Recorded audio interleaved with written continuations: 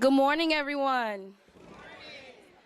I want to start by saying thank you all for being here this morning. My name is Marquita Abbott. I work 2 jobs, and I'm currently a student obtaining my Microsoft Users Certification. Thank you. And since my apartment flooded last year, it forced my son and I into homelessness. And we've been residing at DC General ever since. But mine, just like any other family at DC General, have experienced terrible losses.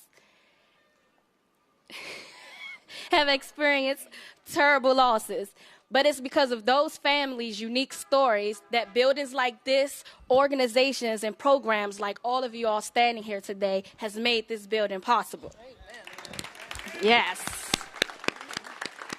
Since being in DC General, I was able to obtain my hospitality certification, my customer service certification, as well as my manager's food handler's license. Thank you. And so it's not only just about the family services that you all provide. We also have educational programs that's for families. We have training programs, job placement programs, we have life skill programs, and so much more. And it's all at zero cost for DC residents. I'm happy to say that I've been approved for my apartment. Thank you. And I should be moving in as early as next week. And this morning, I was able to tour this lovely establishment. Yes. And it brings me great pride and honor to know that families moving forward will have a beautiful and well-constructed building to help provide for them and help them get on their feet moving forward back into society. Thank you. I also want to thank DHS for having programs such as the Virginia Williams program at DC General. Thank you. And also, I want to thank the mayor and her entire team for allowing these programs and organizations to be possible. Thank you. And with that being said, it is my honor and pleasure to introduce to you all our mayor, Muriel Bowser. Thank you. Let's give a hand. I'm going to call her Marquita No Notes Abbott. She gave an introduction in front of a big crowd with no notes. So you know she was telling a heartfelt story and one that is representative of so many good people in our city. Marquita and her son deserve a second chance, don't you think? Yeah. Many people that we know, some of us, have fallen onto hard times, no fault of our own. And some have fallen on hard times for other reasons. But still, they're our friends, they're our neighbors, they're our brothers, they're our sisters, they're fellow Washingtonians. And in a city as prosperous as ours, we can do better by our families who need a second housing opportunity, can't we? So that's why 4 years ago, with your support and really with your command, when I was campaigning to be your mayor, everybody was clear. There had never been a stronger consensus, in my view, on a single issue, and that is that we had to close DC General. We all knew it was too big, too run down, and too remote to serve families who needed to get back on their feet. We knew that we were letting our families down, and we could and we must do better.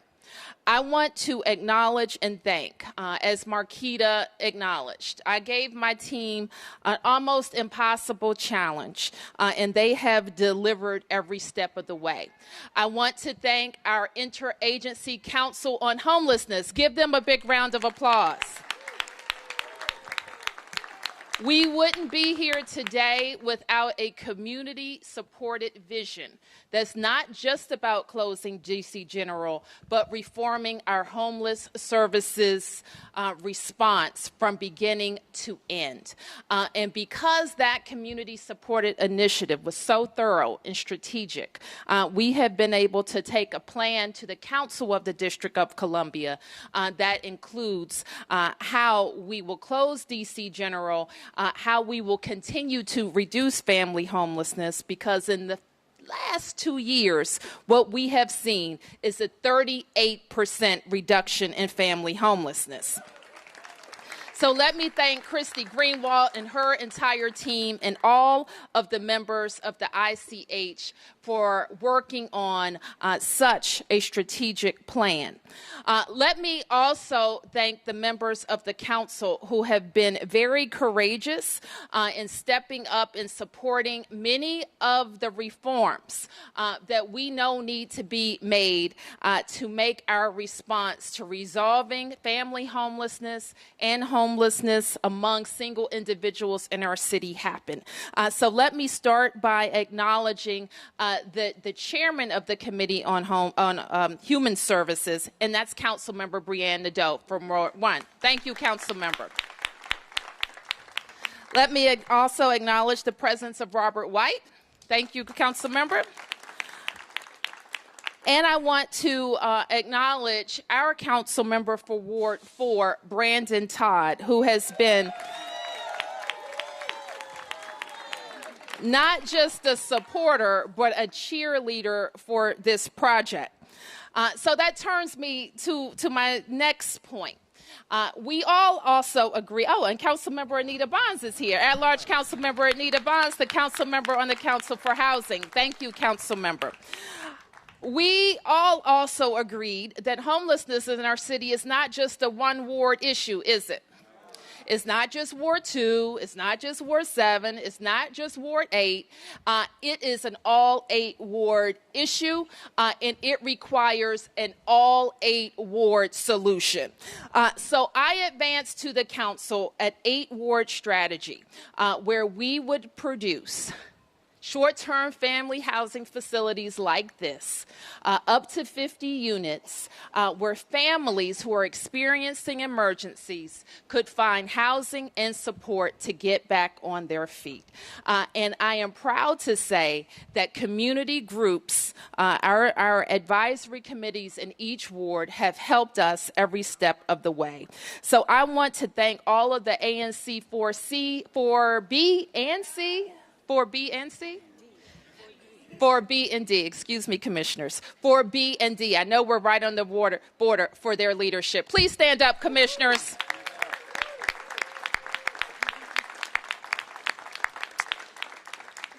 And we'll say a little bit more about their great leadership in the moments ahead.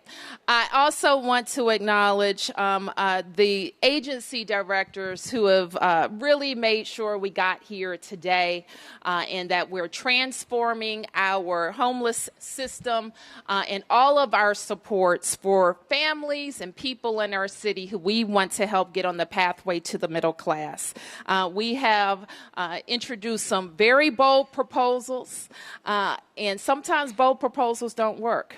But I'm happy to say these bold proposals are. So Laura Zeilinger, congratulations, and thank you for your leadership.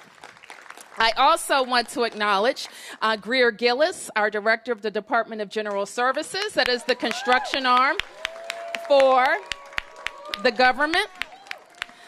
And Greer's team were flexible. We had one direction to go for our short-term family housing units. We ended up with another direction. And because of that, this year we will open 3 of our short-term family housing facilities, starting with this one in Ward 4. Now, let me say something kind of a personal nature. I had the honor of being the Ward 4 council member for almost 8 years, all right? And for a good portion of that, this building, you know what it was like. It was terrible. It was vacant. It was blighted. it was a drain on the community, and people in this neighborhood wanted to be focused on how we could bring it back to productive use and make it a part of the transformation of Kennedy Street. We had the opportunity to not only do that, but to make sure Washingtonians had a place to live and a place to get back on their feet. I couldn't be prouder of Ward 4 for stepping up. Okay, I'll just leave it at that. It's a reason why we're here first, because people say this is tough, and it is. It takes communities wanting to live together. It takes people saying that you may not have as much money as me, but your hopes and dreams for your children are just like mine. And we, as a world-class city, can support people on every range of the income spectrum. And that's what we will do here at the Kennedy. It brings me great pleasure now to introduce your council member, Brandon Todd. All right. Well, isn't it a great day in Ward 4? Isn't it a great day in Ward 4? Look at this building. And I want to first start by thanking our mayor because, as the mayor alluded to, but she didn't quite say, it takes political grit to close down a shelter and open up 8 temporary family housing facilities all across the city. And our mayor was committed to that vision 4 years ago, and I know that she is just as committed to seeing all of the facilities through. And I'm proud, as the mayor said, of my ward, because we are leading the way, as we always do here in Ward 4. So Ward 4, give yourselves a big, big round of applause. And I would like to thank the Ward 4 advisory team members who have worked diligently over the last year and some months on making sure that the families that will call this temporary facility home for just a short time. And we want to start with ANC Commissioner Lisa Colbert, ANC Commissioner Renee Bowser, Lois Cooper, Tiffany Nicole Johnson, Dolly Turner on my staff, Jasmine Benab with the mayor's office, Dr. Bill Hassan, Schroeder Stribling, Brenda Donald, Wanda Sherrod, Jenna Savesco from the Department of Human Services, Commissioner Natalie Snyder, Marianne Stinson, the principal of Truesdale Education Campus, David DeZinio, and Danielle Parsons-Smith. Let's give them all a big round of applause. I would also like to thank our Department of General Services, all of the construction workers, the architects, all of the people who have literally worked around the clock to make sure that we could have this opening today. Let's give them a big round of applause. And I would also like to thank Laura Zeilinger and her entire team at the district's Department of Human Services. And I would also like to acknowledge, as Mayor Bowser did, my colleagues on the council, Councilmember Anita Bonds, Councilmember Brianne Nadeau, and Councilmember Robert White. And I see all of the ANC commissioners, Commissioner Barden, and a number of other advisory neighborhood commissioners and civic leaders throughout Ward 4. But on a rainy morning last July, we all stood right here to break ground on this short-term family housing facility.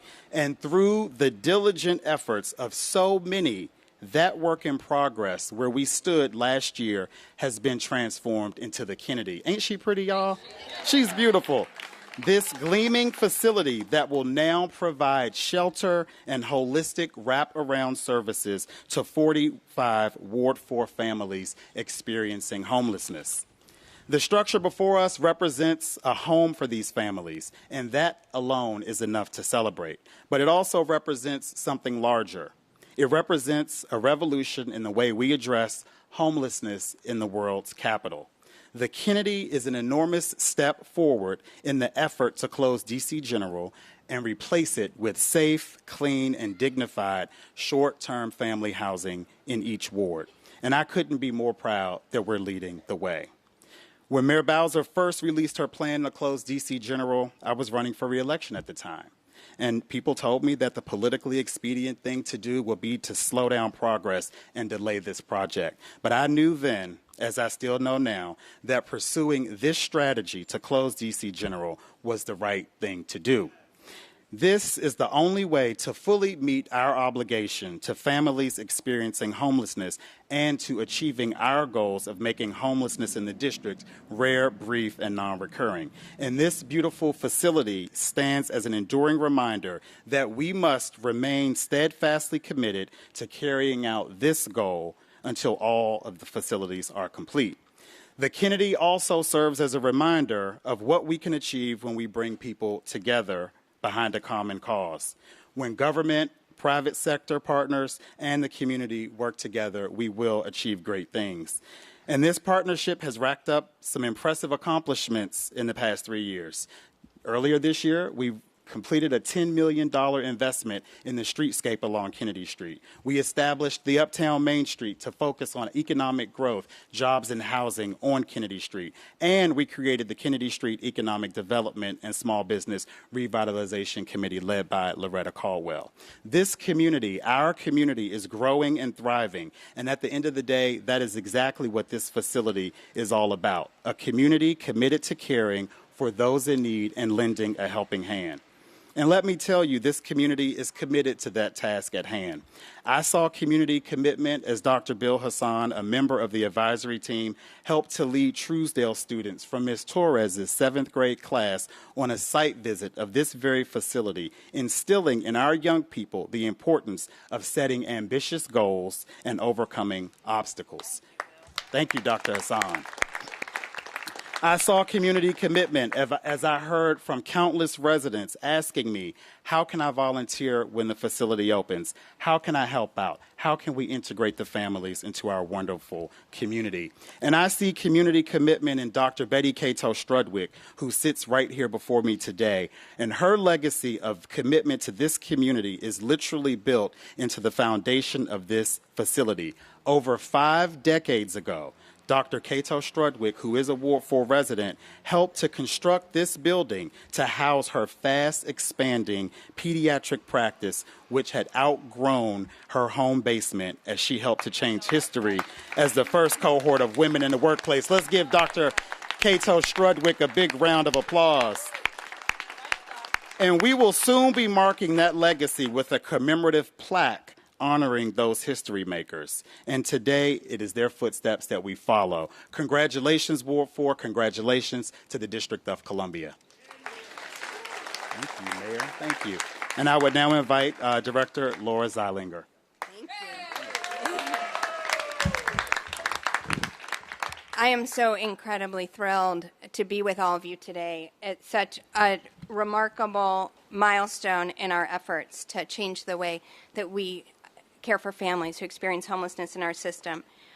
Going where I am in the remarks, I have the fortunate position that a lot of people have been thanked, and so I'm going to skip a lot of the thank yous and be able to have some opportunity to just speak from the heart. I don't know that I will do quite as well as Ms. Abbott, speaking really just from her, but I do want to share a few things with you that about why this means so much to me and about just how we mark as a community this important milestone together. So this morning when I had the opportunity with Ms. Abbott, with Marquita, to walk the building, we were both here kind of early. I wanted to make sure that we were indeed ready for the mayor, ready for all of you, ready for the cameras. And I said, let's go together. I will show you around. And she was like, wow, oh my God, this is amazing. If only this was what I walked into almost a year ago when I came into DC General, it would have felt so different. And she also said to me, well, I'm really glad I'm moving into housing. If I was so worried about what it would be like if I had to transfer from one institution to another, but if I ended up transferred here, I know it would have been okay. So there is no better statement, right, of that we set out to accomplish what it was we were here to do than that.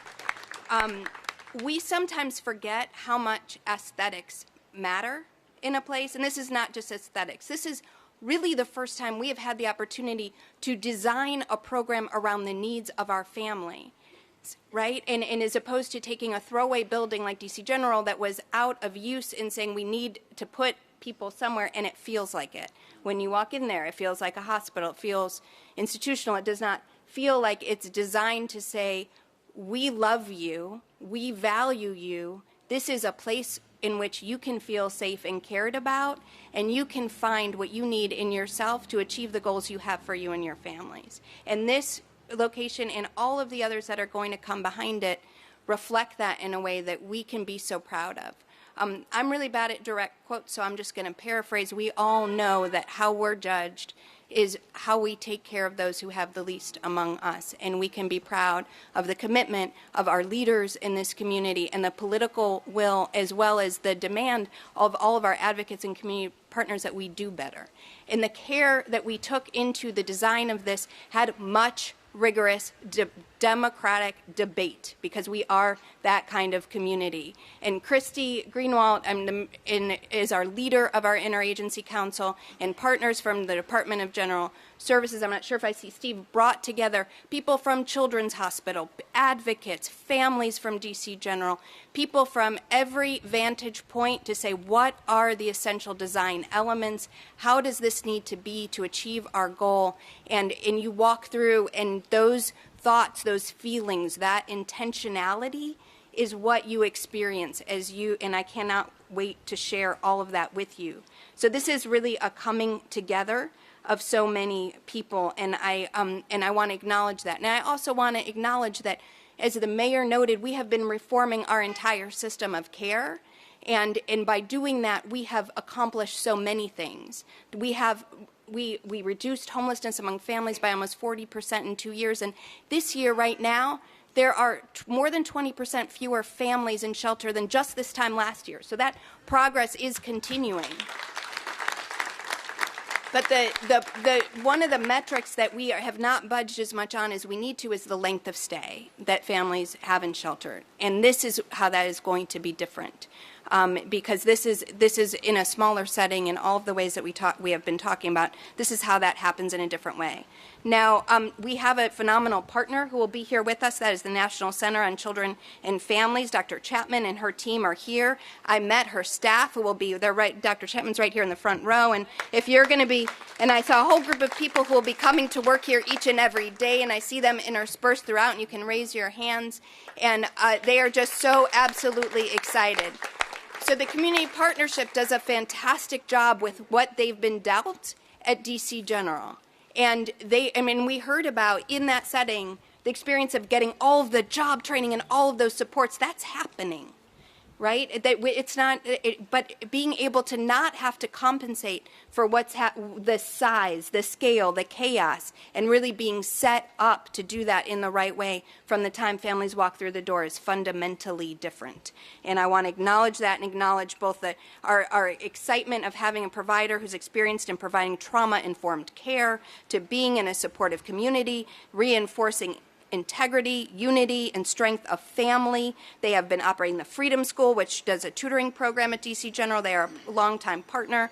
I want to acknowledge my colleague, Brenda Donald, who's been the co-chair of this advisory team and has really done so much of the community support. I am going to skip all of those thank yous because of that. And the last thing I'm going to say to you is about what it means to do investments. Now, there's always a debate, because while we are a prosperous city, where we put our money is, there are so many needs, and affordable housing is critically important. In every community where I've gone into to talk about how we open short-term family housing, people say, well, wouldn't it just be less expensive to just provide housing? And it would be. But it doesn't mean that people don't need a place to go when they don't have housing.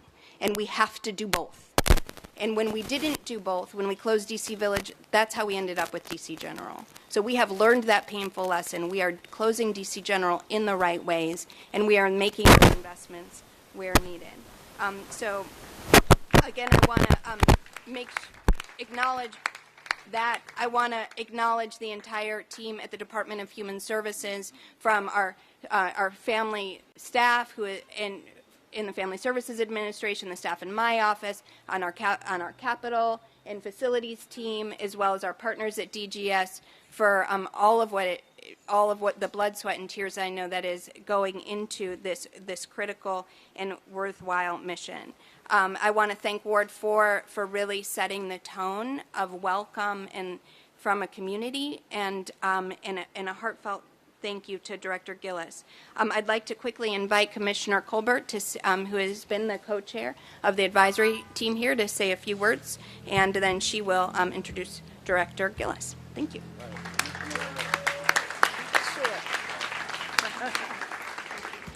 Good morning, everyone. Morning. Thank you for the introduction. As was said, I am Lisa Colbert, and I have the privilege of serving as the chair of the Advisory Neighborhood Commission 4D and as co-chair of the Community Advisory Team for the Ward 4 Short-Term Family Housing, now called the Kennedy. I shared the responsibility with Interim Deputy Mayor Brenda Donnell. I am gratified that the Kennedy is located within ANC 4D Commission boundaries. We here in Ward 4 have seen an abundance of changes over the past year, and this next phase, the opening of the Kennedy, is exciting. The Kennedy will be a safe place, and the wraparound services to be provided will help residents develop a foundation for long-term housing and sustainability.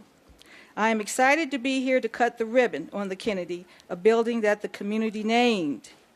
I am proud to be a leader in a community that recognizes the dignity and worth of each person, regardless of their circumstances, a community that opens their doors to children and families when they are most in need. The Ward 4 advisory team, comprised of ANC commissioners, civil and neighborhood associations, school representative, Councilmember Todd's office, and former MOCR Jasmine Bernard, is a special group of people. When other neighbors were thinking about how to stop a short-term family housing program from coming into their community, the Ward 4 team was identifying ways to wrap their hearts and arms around these families. In this community, neighbors are planning a block party, welcome basket filled with books and toiletries, and a sit-down Thanksgiving dinner. I want to give a special thank you to the advisory team that has joined us today. And I will close with everybody needs a home and a safe place to live, and we in Ward 4 are happy to do our part and contribute to an overall solution. I'll close with a quote, "Coming together is a beginning, staying together is progress, working together is success," by Henry Ford. Thank you all for coming into our neighborhood today. And now I'd like to introduce Director Greer Gillis.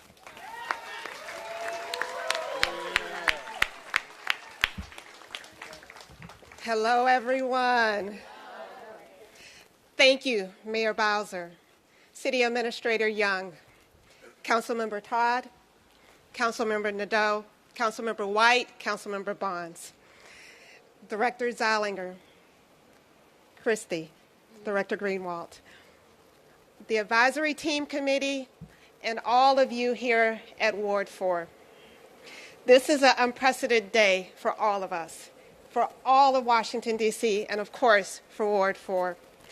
Today's ribbon cutting marks the first in a series of roads that are opening up for district residents who will be moving into this new facility, and the closing down on homelessness in the nation's capital. To Mayor Bowser, I want to give you a heartfelt thank you. Thank you for entrusting the Department of General Services to carry forth on your initiative to build the short-term family homes and to close down DC General. Thank you for supporting DGS and DHS and the people across all 8 wards. Make no mistake, ladies and gentlemen, this is truly a historic day for all of us together and for us at the Department of General Services. We are turning a new chapter on how we care for one another and support one another, and that's what's more important. And today we come together to present the first new short-term family housing facility in Ward 4. And to echo Councilmember Todd, isn't she beautiful? This is a new building, and it was not built overnight. We had many workers and helpers. In fact, we had over 300 team members working on this. And thank you. We had nearby school students keep the eye on the place for us.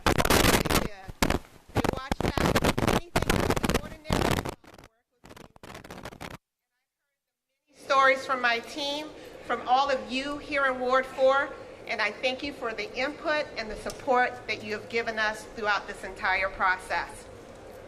But I have to thank so many people for bringing us to this day today.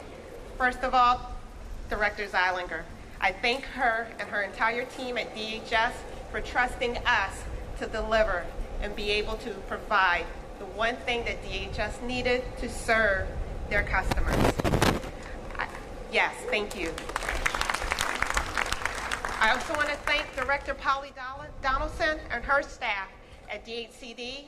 Without their support and their grant assistance, we too would not be here today. So thank you, Director Donaldson. Please help me thank the architects, PGN Architects, for this design. General contractors, Mosley Construction and Fifth Street Partners. Additional contract work from Keystone Corporation. And you know, I do love to show numbers or quote numbers when I'm at ribbon cuttings. We had 17 certified business enterprises working on this project and 96 DC residents. Thank you for your trade work done here over the last year. This made this project a real difference. You know, it's not every day that we have a ribbon cutting like this at DGS. This one is historic for us. This one is different for us because it touched the hearts of every person working on this project, because we knew we weren't just delivering a building, we were delivering homes to our residents here in Washington, D.C. So, for every one of us at DGS, past and current, I ask you to stand up or raise your hand right now. I want to thank you, because this was truly a team effort for us taking care of this.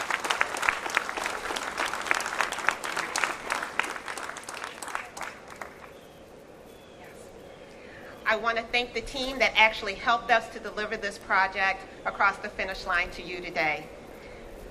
Bruce Finland, thank you. Project Manager R.J. Hargrove, thank you. Construction Manager Cliff Longabordi, thank you. My QA/QC team, Sean Samuels, Jeremy Register, Keith Credit, thank you. My Program Manager, Brian Butler, thank you. And thank you, everyone, for your trusting in the Department of General Services to deliver this site to you today. Thank you.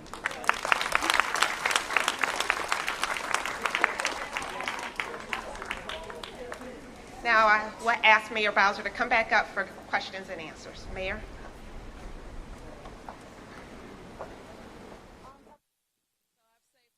Tough questions for Miranda.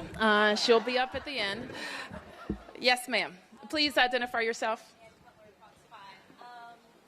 On that topic, as a mom now, does this have special meaning for you? It's always had special meaning for me. And this is for all the moms and dads who need a second chance, and all the moms and dads who in our city who are committed to making sure every Washingtonian has a fair shot. Yes. Real quick, Royce Roberts, resident of Ward 4. I just want to thank you guys so much. I love you so much. Thank you, Royce. Always. You used to come to my house campaigning, and we love you so much. Thank you. We love you just so much. Thank you guys for doing this. That lady, Patricia, I'm 60-some years I old know. now. So we want to thank you, Doctor. We love you. All right. Thank you, Royce. Yes. Spin it. You know my name, Senator Eric Hill with Washington Post. Mayor Bowser, can you tell us what your administration plans to do with the land that DC General now occupies, and why? We're going to demolish the hospital. That's the plan that we have right now. What's going to happen after that? We don't have anything to plan for that now. We're going to demolish the hospital. And why did your administration decide to start demolition while families are still housed at DC General? We're moving families. You just heard from Arquita. Well, I think we are at 58 families, 55 families, and we are hopeful that before hyperthermia season, those families will be into permanent housing. Yeah. But demolition work to start. You got it. It's time. It's past time to demolish DC General. Yes. Where you said you just have 55 left in the entire complex, DC General? That's correct. Where did they go? They're going into units. They're not going to the same place. They're going to units across the city. So when you say units, is this apartments? Let me ask Director Okay. Zeilinger to speak more specifically. So when families are experiencing homelessness, they come to a temporary place. This will be the new type of temporary place where families can come. From there, they re-enter community and re-enter housing, permanent housing, like other residents who are housed in the district have. So residents are going into apartments throughout the entire city.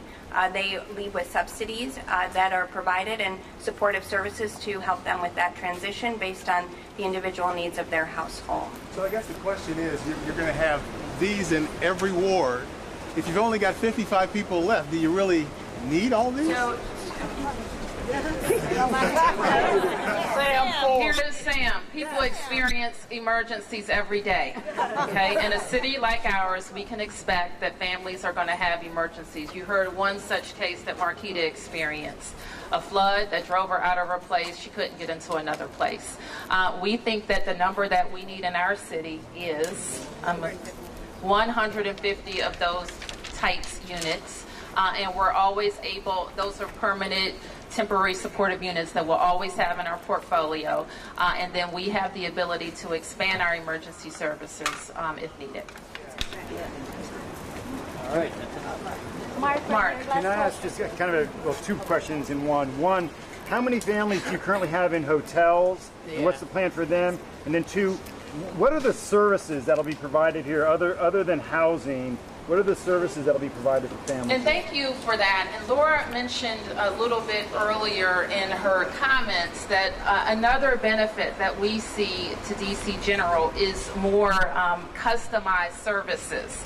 Our partnership that we work with at DC General has worked well with us in a very large population and in a building that didn't support family success, quite frankly. But now we have the opportunity to add providers to our suite of services that can provide more customized services to families. And that's what we will have here in Ward 4. You've already been introduced to the provider, and we will have providers at every of the short-term family facilities. I'll let Laura answer the rest of the question. So we stopped making new placements in DC General back in May, because our goal is that every family who's staying there makes a transition from a temporary place into a place of permanency in the community. But every day, families experience a new housing crisis and need a safe place to go. And we have been using hotels both for overflow capacity when all of our shelters are full, and to meet that interim need, as we've been having, all of the new short-term family housing comes online and all of the reform STAR system take hold. So there are 471 families as of last Friday staying in motels, just like families like Marquita. They are working on permanent housing. Many of them are leasing up. New families are coming in. And as we open here and across the city, families will not have to go into motels. They will come directly into short-term family housing. So we continue to decrease homelessness. We expect that we won't be overflowing into hotels. The number, I gave a wrong number earlier, the number of replacement units specifically for DC General is 125. We also have apartment-style shelter throughout our continuum, but it is that array of different services and supports, and we know that the number that we project is the right number for our system in the long run. It will be accommodated across our 8-ward strategy. Right, thank you. We're going to talk to everyone. What the specific services? It is job training. Specific services here is we have case management providers on site with the National Center for Children and Families. They will provide, and the way our services work is that we do a robust assessment on the front end, and those case managers are able to provide a connection to services that are specific to each family's needs. So we don't provide the job training on site, but they connect them to our workforce system, which is going to be able to provide a diversified job training to meet the needs of every single family. We will have organizations and people come in to do specific programming for children, to do classes for parents. And so there will be a full wraparound services, some of which are clinical. We will have security here. We will have staff 24 hours a day. And we will, again, it's a complete wraparound complement of services, but with connection to those services in the community. So as people move to permanency, they have a continuity of those services going forward. Thank you. All right.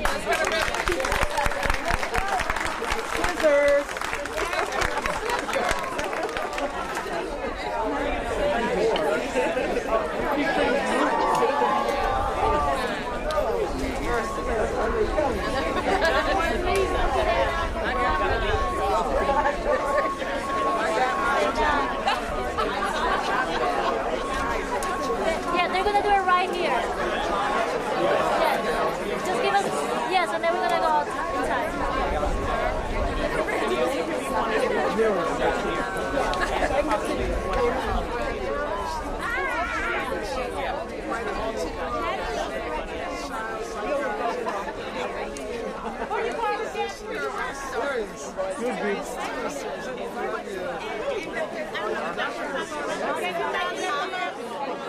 They're gonna sit down.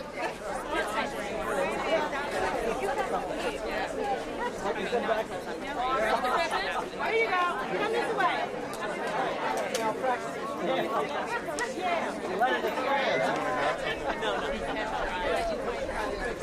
Man. Give us 1 second until everybody sits down.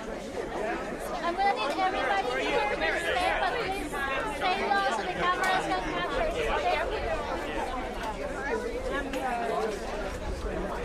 Man. Thank you. I'm Matt.